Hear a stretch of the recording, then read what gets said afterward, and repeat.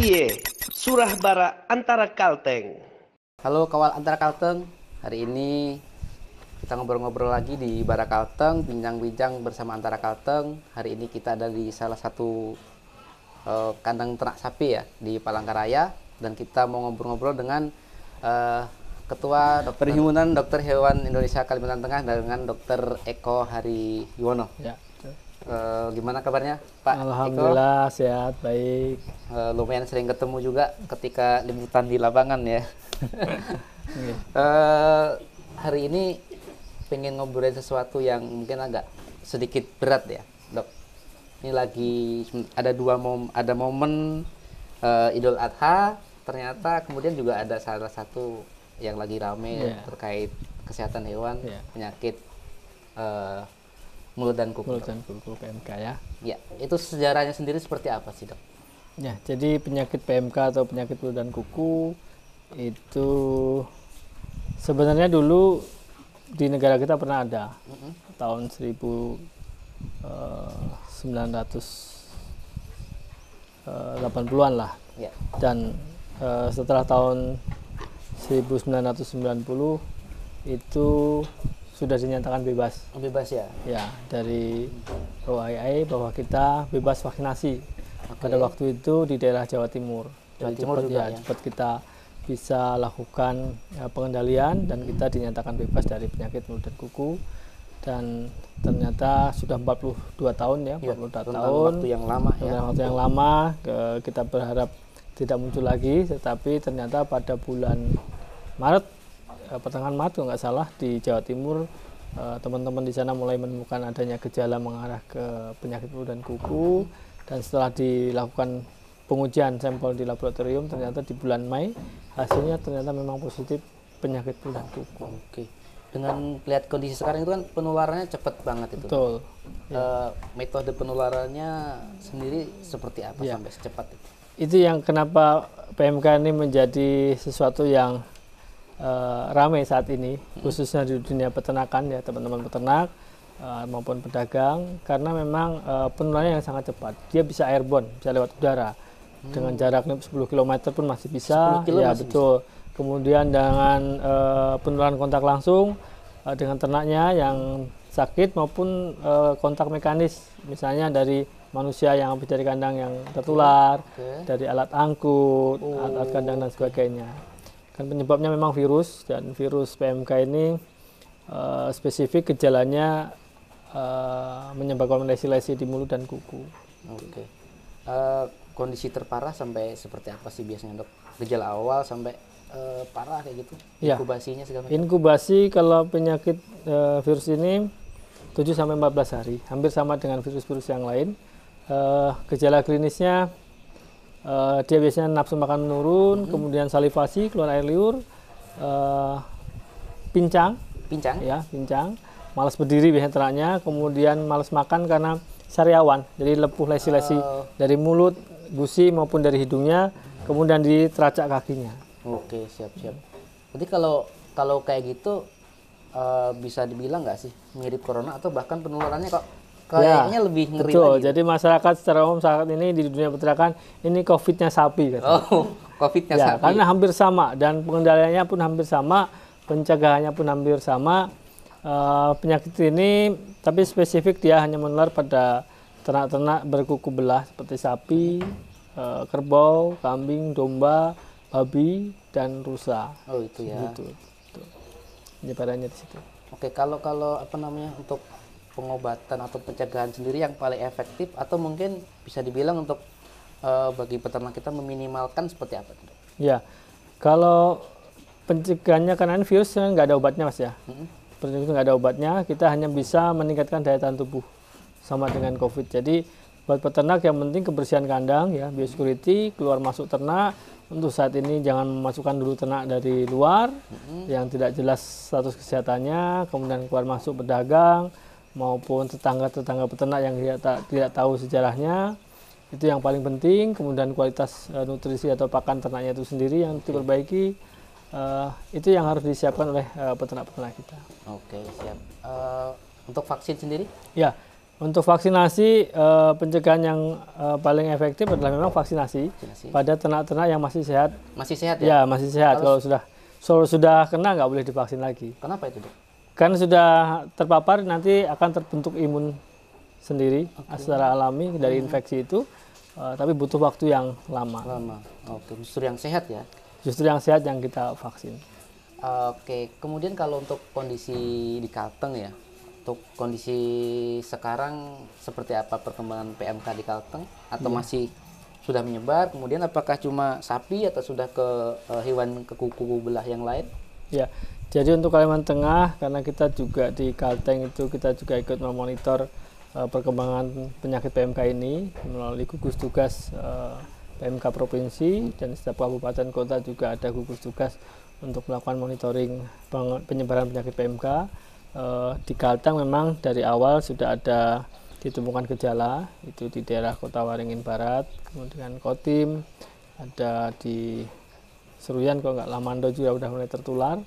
Hasil verifikasi dari laboratorium juga dinyatakan positif. Awal ternak itu memang dari perdagangan, dari ternak-ternak sapi yang didatangkan dari daerah Jawa Timur.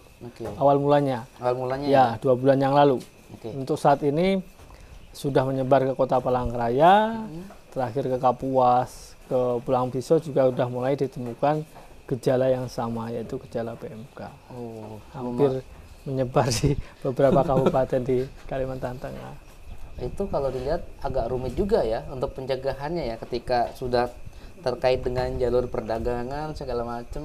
Betul. Jadi teman-teman provinsi, kabupaten kota juga sebenarnya sudah menerapkan pengawasan lalu lintas hewan ternak sesuai dengan Permentan instruksi pusat. Tetapi tetap saja masih bisa masuk, apalagi ini menjelang Idul Adha seperti yang Mas sampaikan tadi, di mana kita daerah yang tidak punya ternak bisa dikatakan itu, karena 90% ternak yang kita potong itu berharap dari luar daerah Kalteng. Makanya sangat-sangat rentan PMK pasti akan menyebar karena memang kita harus mendatangkan dari luar itu. Kalau nggak salah, Dok ya, nanti kalau ada salah mohon dikoreksi juga. Kalau nggak salah itu kan setiap ternak yang mau masuk itu kan dilakukan karantina ya. Betul. Kalau nggak salah 14 hari di totalnya di daerah asal juga, kemudian sampai di sini juga ada pemantauan. Betul. Itu bedanya misalkan di Jawa sama di regional Kalimantan ya, itu ada sama atau harusnya seperti apa? Aturan karantina itu nasional, jadi aturannya sama. Tetapi mereka menjaga antar pulau, bukan daratan. Jadi antar Pulau Sulawesi ke Kalimantan, Pulau Jawa ke Kalimantan, bukan daratan dari Kalsel ke Kalteng, itu enggak, bukan tugas teman-teman karantina. Nah itulah yang teman-teman karantina sudah bisa men-screening antar pulau, karena di sana harus 14 hari memang dikerjakan seperti itu. Tetapi karena sudah di pulau kita sudah ada masuk yang bisa kontrol antar daerah, itu ya teman-teman yang ada di daerah antar kabupaten kota. Cuma kita tidak, siapa yang bisa menjaga 24 jam untuk keluar masuk ternak di situ. Untuk mengetahui sendiri, Dok, mungkin kan karena saya bilang agak susah ya pengawasannya. Mungkin dari peternak sendiri untuk mengetahui gejala awal yang paling mudah itu seperti apa sih? Ya, gejala awal paling mudah yang pertama memang dia nafsu makan menghilang. Jadi malas makan. Di beberapa ternak juga masih mau makan, cuma berkurang. Yang ciri khas awal biasanya dia salivasi, keluar air liur. Keluar air liur dulu. Tiba-tiba dia keluar berlendir, masih makan tapi keluar air liur, netes-netes. Setelah 2-3 hari baru biasanya akan ada lesi. Jadi kayak dari hidung itu ada kayak kropeng-kropeng, kayak sariawan ya. Baru seperti luka tali hidung, padahal itu gejala lesi. Kemudian di beberapa ternak malas berdiri karena kakinya sakit sebenarnya itu. Kalau dia bawa jalan biasanya mulai pincang. Itu ciri khas penyakit PMK. PMK berarti paling enggak ketika biasanya makannya banyak yang sedikit. Ya harus mulai curiga. Nah biasanya kalau udah seperti itu perlu ditarik histori juga, kira-kira ternak ini ternak baru atau ternak lama. Yang ternak lama tidak pernah mendatangkan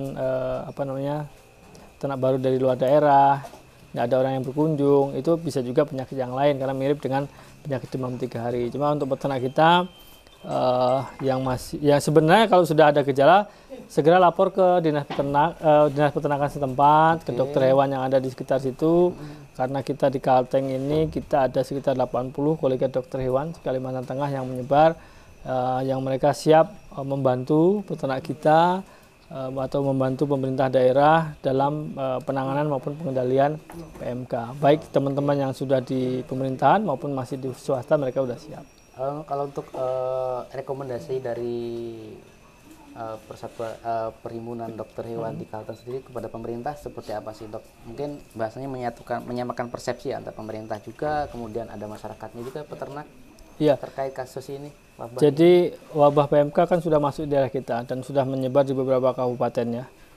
Hampir lebih 50% lah sudah menyebar dan sekarang sedang berlangsung. Dari kami dari PDHI sebagai stakeholder yang siap membantu pemerintah dalam penanganan ini, biar itu pun di provinsi maupun di kabupaten kota kita siap berkoordinasi.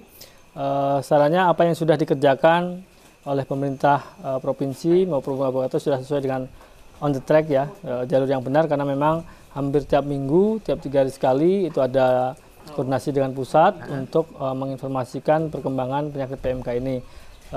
Saat ini yang memang sangat-sangat diperlukan adalah vaksin. Itu ya? Ya, karena kita dari jumlah berapa puluh ribu ternak sapi di Kalteng, kita kemarin dari pemerintah pusat hanya dapat jatah 2.700. Berarti belum ada 20% dari total populasi. Nah, yang menjadi perhatian adalah yang kita jaga saat ini adalah ternak-ternak kita yang memang ternak pembibitan atau breeding yang ada di masyarakat. Ternak-ternak betina produktif itu yang sangat kita jaga.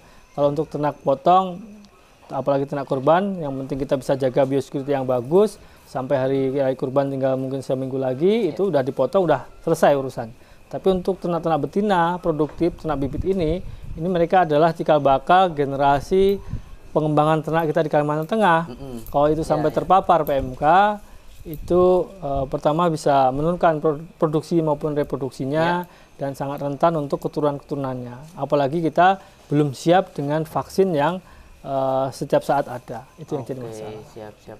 Berarti kalau begitu yang divaksin yang sehat, kemudian yang betina prioritas saat ini karena sangat terbatas ya. Kalau vaksin cukup, semuanya kita akan vaksin. Siap. Pokoknya ada skala prioritas juga. Skala prioritas. Tadi ada dokter bilang terkait dengan kesehatan dan ada dampak-dampaknya juga. Sebelum podcast ini sempat ngobrol-ngobrol juga, ternyata dampaknya juga lumayan terhadap ternak dan keturunannya, turunannya ya, produk turunannya ya. Bisa diproyekkan lagi, Dok, seperti apa sih dampak? Jadi saya perjelas lagi bahwa PMK ini memang bukan penyakit zoonosis atau bukan penyakit yang bisa menular ke manusia. Jadi masyarakat tidak usah takut ya untuk mengonsumsi produk daging maupun susu dari produk ternak itu sendiri. Aman, tidak menular dia. Aman ya? Ya, direbus virusnya mati. Jadi nggak perlu khawatir. Pertama itu yang harus kita sampaikan ke masyarakat. Cuma ada kerugian-kerugian ekonomi yang diderita oleh peternak kita. Sedangkan kita tahu bahwa ternak sapi maupun kambing, domba, babi dan sebagainya, mereka adalah sumber protein hewani yang memang sangat dibutuhkan masyarakat kita di situ. Kalau PMK ini nggak cepat kita tanganin, maka swasembada ternak kita akan mundur lagi berapa puluh tahun seperti itu. Karena dengan adanya kasus PMK, dampaknya adalah akibat pembatasan. Jadi lockdown, Jawa Timur tidak boleh masuk ke daerah kita. Akhirnya ternak di tempat kita itu sangat terdampak oleh apa? Dia akan menjadi target pemotong-pemotong di rumah potong hewan karena mereka nggak punya stok. Oh iya, betul. Ya, dan harga permintaan tinggi, sapi tidak ada. Akhirnya harga daging di pasar juga meningkat, berdampak terhadap inflasi. Kemudian kerugian ekonomi yang lainnya juga sangat-sangat memprihatinkan. Siap. Artinya meskipun ini tidak membahayakan bagi manusia ya, saya bilang gitu ya, tidak sebahaya, dampaknya itu tidak sesignifikan COVID, cuma dalam rantai ekonomi dan kebutuhan pangan sangat-sangat banyak. Jadi secara umum dia akan berdampak ke ketahanan pangan nasional kita. Karena dengan adanya kita positif PMK, itu produk daging dan turunannya, susu dan turunannya, kalau ada masyarakat kita yang produknya ekspor, itu bisa terhambat, khususnya di negara-negara yang masih bebas PMK. Persyaratannya sangat ketat seperti meskipun itu. Bahasanya dikonsumsi aman, tapi mungkin negara luar karena mereka menjaga hewan ternaknya jangan sampai terjangkit, Ya, biarpun tidak menular ke manusia. Gitu. Oke, ngeri banget ternyata ya. Dampaknya panjang lah. Panjang. Betul. Karena kalau yang penyakit biasa COVID ya kita dampaknya dengan manusia. Ya, kalau manusia sudah beda karena satu nyawa manusia tidak bisa dihargai dinilai dengan uang. Oke. Kemudian ada yang penasaran juga nih, Dok. PMK ini memang dibilang tidak berbahaya untuk manusia. Ya. Tapi bagaimana cara kita memperlakukan hewan ketika dipotong, kemudian dikonsumsi, Betul. apalagi ini kan sebentar lagi Ya. Kurban ya, pasti Betul, banyak betul. pemotongan. Gimana itu? Ya, jadi saran kami untuk hewan kurban yang dipotong, pertama kalau di daerahnya ada rumah potong hewan, disarankan dipotong di RPH atau rumah potong hewan. Karena SOP kebersihan dan sebagainya sudah lengkap kalau di RPH. Yang kedua, kalaupun itu dipotong di masjid atau di rumahnya masing-masing, yang pertama adalah sesuai dengan syariah pasti. Iya. Untuk dari kesehatan hewannya, buanglah limbahnya jangan ke sungai.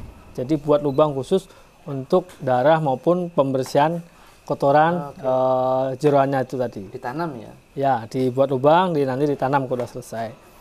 Yang kedua, virus PMK ini kan paling banyak ada di limfoglandula, di kelenjar ya. Itu yang paling banyak itu di jeroan, di usus, kemudian di kakinya, di teracak, dan di bagian kepala, di cungur, lidah, dan sebagainya. Kami sangat sarankan di bagian-bagian itu sebelum dibagi ke masyarakat itu direbus dulu. Direbus. Ya, walaupun hanya 1 menit dengan suhu air mendidih. Air mendidih ya? Kan virus itu mati di suhu 86 derajat Celcius selama 5 menit. Oke. Tapi kalau suhunya lebih tinggi kan lebih pendek. Yang Betul, penting ya. bagian kepala, jeroan, dan kakinya itu dicelup aja dulu 1 menit. 1 menit ya. Keuntungan pertama dengan direbus, yang pertama dia membunuh virus Ya. maupun bakteri. Yang kedua, seandainya itu dibagikan ke masyarakat, itu tidak cepat membusuk. Lebih awet. Ya? Iya, lebih awet. Pengawet alami Ya, dan biasanya tidak ya. bau. Iya, betul, Nah, betul. itu lebih bagus sebenarnya. Secara etika juga akan lebih baik seperti itu. Selain mencegah penyakit PMK. Kalau untuk dagingnya ditiriskan dengan baik, itu aman saja. Oke, berarti yang harus perhatikan tadi ya, Limbah, kepala, ya kepala, jeroan, kaki. kaki. Kemudian limbahnya jangan dibuang ke aliran sungai karena nanti kalau aliran sungai itu dipakai buat minum ternak yang lain yang rentan terhadap PMK bisa tertular. Oh, berarti itu kalau gitu tahannya di Di lingkungan bisa 4 bulan. 4 bulan. Ya. Wah, lebih ngeri lagi ya. Itu kenapa pengendaliannya butuh waktu yang Betul. lama. Kalau kita balik lagi yang sekarang masih ya sudah turun sih sebenarnya COVID kan cuma Ya. beberapa jam ya. Ya, Kalau karena droplet beberapa jam aja ini 4 bulan dong. ya. Itu masih bisa. Lumayan mengerikan sebenarnya. Ya. Tapi ya mudah-mudahan cepat. Mudah-mudahan cepat bisa diselesaikan. Target nasional kita 5 tahun ke depan itu bisa bebas lagi dari PMK. Mudah-mudahan apa yang sudah direncanakan pemerintah bisa terlaksana dengan baik dan sangat membantu ke peternak kita. Oke, siap. Balik lagi dok sedikit terkait cara pemberlakuan kita ya, penanganan kita terhadap hewan kurban nantinya. Tadi sudah ada beberapa dokter bilang direbus segala macam. Tapi Ya. untuk orangnya sendiri seperti apa dok? Misalkan habis menyembelih nih, habis membagi, Oke, betul atau ya. harus pulang dulu, Ya. harus mandi dulu atau seperti apa? Buat petugas yang melakukan pemrosesan dari hewan ternak menjadi daging atau parting itu harus menjaga kebersihan. Kalau bisa disiapkan desinfektan, jadi cuci tangan, cuci kaki. Kalau yang perlu diperhatikan adalah kalau orang ini di rumah juga ada ternak. Oh itu. Sama dengan COVID, pulang ke rumah, baju, celana, sendal, sepatu, topi yang dipakai masukkan ke air deterjen, direndam, mandi, keramas, pakai sabun, ya, ganti baju, baru boleh ke kandangnya. Sama persis dengan pencegahan COVID. Perlu pakai masker nggak dok? Perlu pakai masker, karena di hidung kita bisa bertahan beberapa jam. Oke, meskipun tidak. Dia aerosol kan, bisa lewat udara. Oke sip. Kalau di sini gimana dok?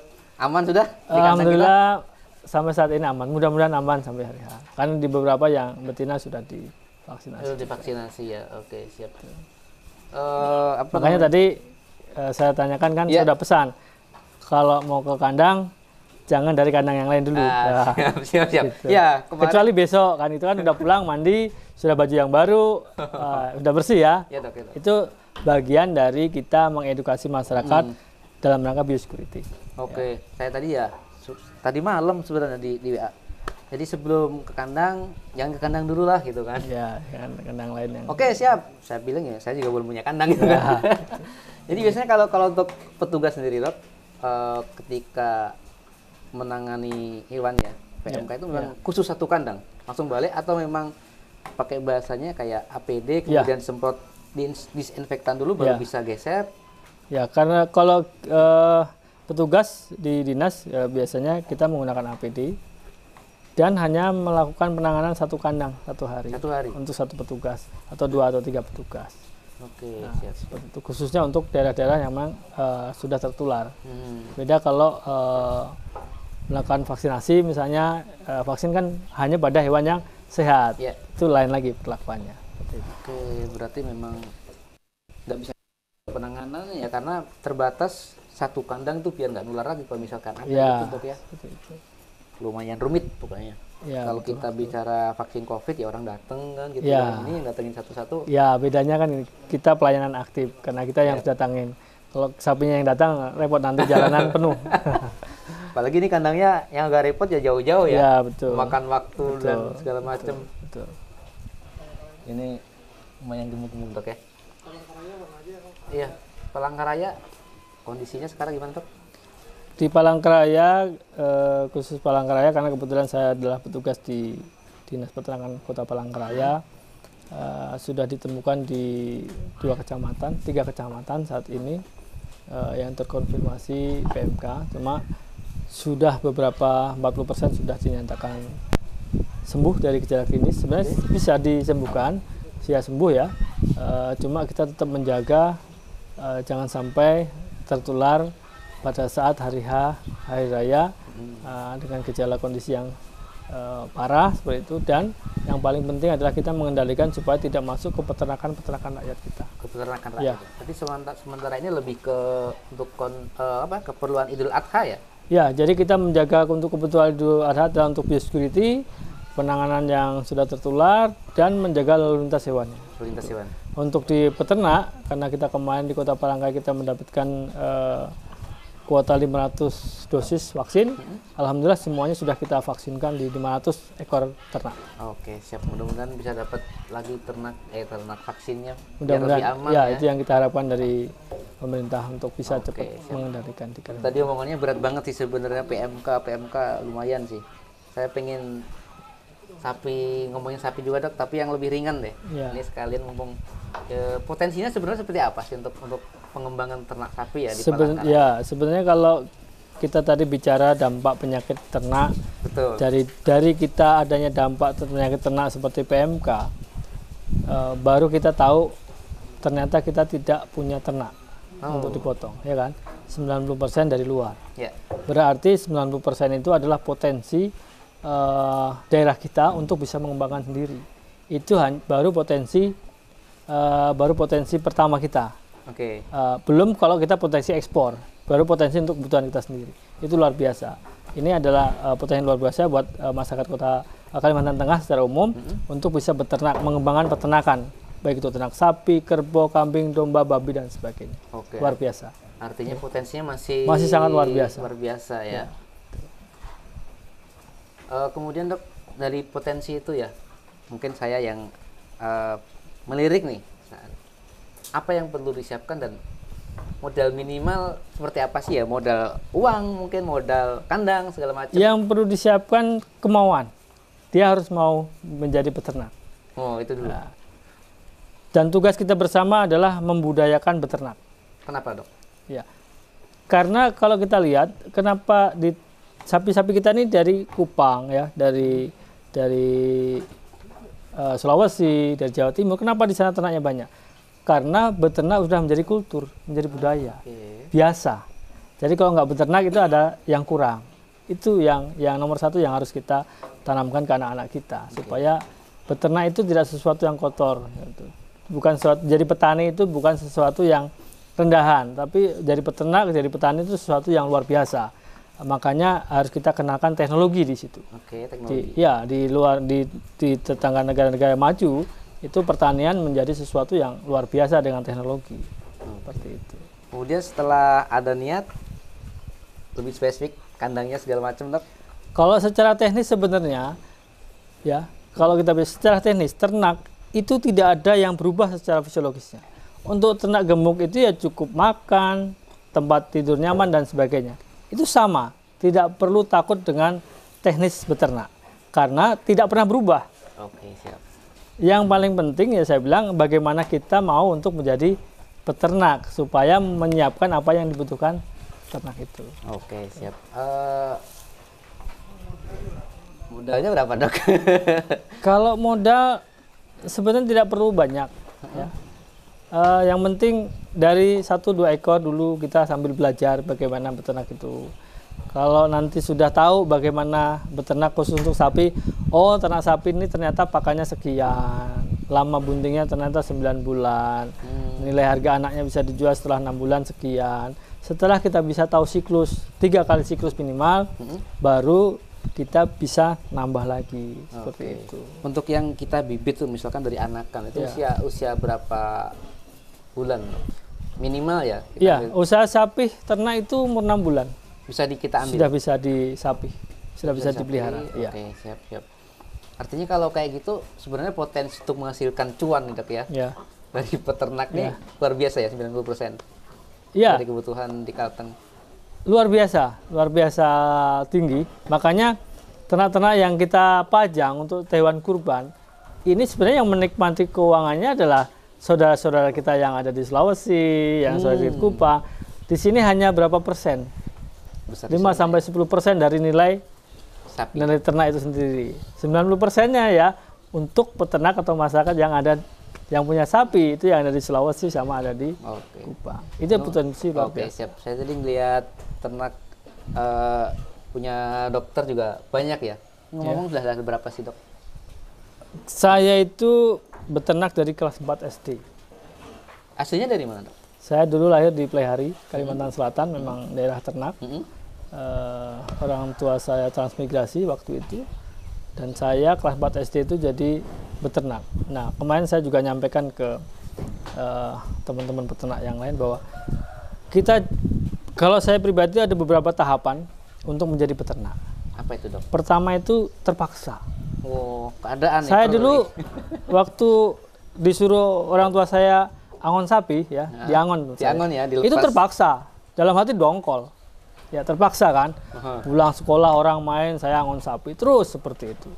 Tapi setelah terpaksa itu yang kedua ada rasa. Lama-lama saya kasihan kalau sapi saya lapar. Ada rasa, karena kasihan berarti kan akhirnya kita pelihara sapi kita dengan baik, harus kenyang, berarti dia harus kenyang. Setelah ada rasa baru lama-lama jadi hobi. Kalau nggak ada sapi ada yang aneh. Dari hobi baru muncul, oh ternyata ada hasilnya.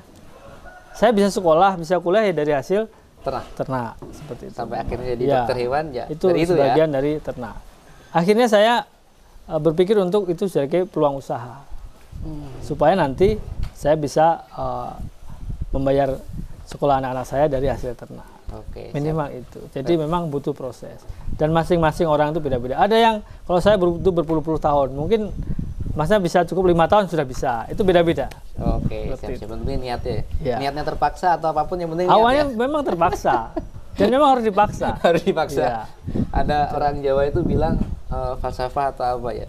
Tersno jalaran sama kulino. Iya. Berarti cinta itu kan terpaksa. Iya, karena terpaksa awalnya. Betul. Lama-lama ya itu ada rasa. Sudah ada rasa baru jadi hobi kan kalau usaha seperti itu. Sekarang sudah sampai berapa nih, Dok? Kalau ternak kita yang karena saya memang sebenarnya konsep breeding ya, pembibitan sapi-sapi limusin mental itu hanya sekarang ada sekitar mungkin 45 ekor, baru 45 ekor yang betinanya. Sebagai saya hanya ingin mencoba di Kota Palangkaraya bisa nggak sih beternak? Ternyata bisa.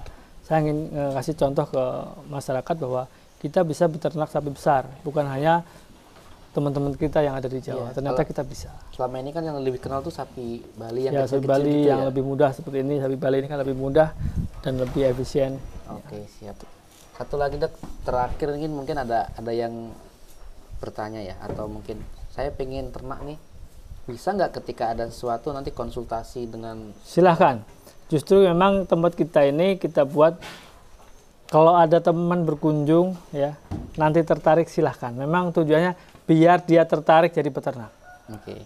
Ya, itu bagian dari ibadah saya untuk orang lain supaya tertular menjadi peternak, supaya itu membudayakan beternak. Oke. Bahwa beternak itu tidak harus kumuh, Ya. tidak harus, bisa gitu.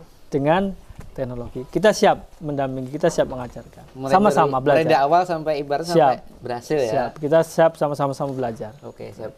Memang kalau saya lihat Dok, saya dulu orang tua saya juga masih ternak sampai sekarang ya, masih sapi, cuma Ya. konsep di desa itu kan kumuh ya. Kalau saya lihat di tempat dokter tadi, ketika pipis langsung airnya langsung berbuang, gitu-gitu ya. Itu masuk bagian dari menjaga kesehatan ternak juga ya. Betul, dan justru itu juga cuan, cuma belum saya manfaatkan. Gimana itu Dok, Kita sisinya, Dok? limbah ternak itu nggak ada yang terbuang, mau dari kotoran kering maupun air urinnya. Di Pangkalan Bun atau di tempat lain sudah dimanfaatkan dari POC, pupuk organik cair. Itu Pipisnya? iya, itu 1 liternya 20.000 itu. Itu mesti saya buang per hari, mungkin ada 200 liter. Wah, lumayan. Nah, kalau masnya nanti mau belajar untuk memproses itu jadi POC, pupuk organik cair, silahkan. Bahan bakunya siap. Oke, Justru ini siap, kemarin siap, baru siap. ngobrol sama temen, kalau ada di daerah yang lain, kita siap menyiapkan tempat untuk dia bangun industri untuk pemrosesan pupuk, karena kita juga sangat dibutuhkan di daerah-daerah reklamasi pertambangan dan sebagainya. Kita saja yang memang kuotanya belum mampu untuk memenuhi itu. Mulai permintaan. Iya. Oke, Itu semuanya tidak ada yang dibuang dari hasil ternak. Bayangkan kalau itu tiba-tiba muncul PMK, terjadi kerugian, apalagi kematian, apa yang dirasakan peternak kita. Siap, siap. Sangat luar biasa. Oke, siap. Itu sudah cukup banyak informasinya. Ya, sudah diborong semua Dr. Eko, sepertinya siap. pagi ini. Nanti kalau ada yang tanya kayaknya japri aja deh. Siap, oke, siap. Sekian Kawal Antara Kalteng ngobrol-ngobrol tadi dengan Dr. Eko. Banyak manfaat mulai dari PMK, kemudian yang pastinya aman ya, asal dimasak dengan benar, dengan cara yang benar. Kemudian ada juga sedikit tips ternak dan ternyata potensi yang luar biasa. Terima kasih dokter sekali lagi. Sama-sama, nggih, Mas. Semoga nanti bisa ketemu lagi. Amin, oke. Dan terima kasih Kawal Antara Kalteng, ketemu lagi Ya, di sama-sama. Bara Kalteng. Tuk Tie, Surah Bara Antara Kalteng.